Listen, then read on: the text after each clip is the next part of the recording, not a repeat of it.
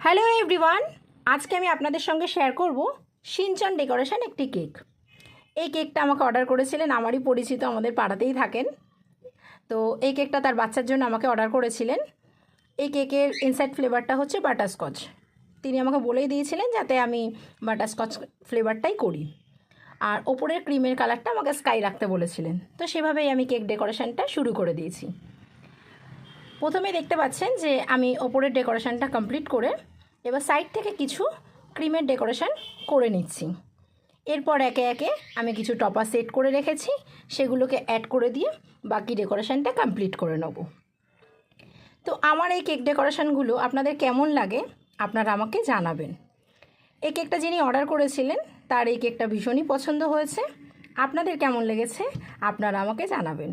ভালো লাগলে একটা লাইক করে দেবেন, পাশে থাকবেন। আজকের মতন তাহলে টাটা।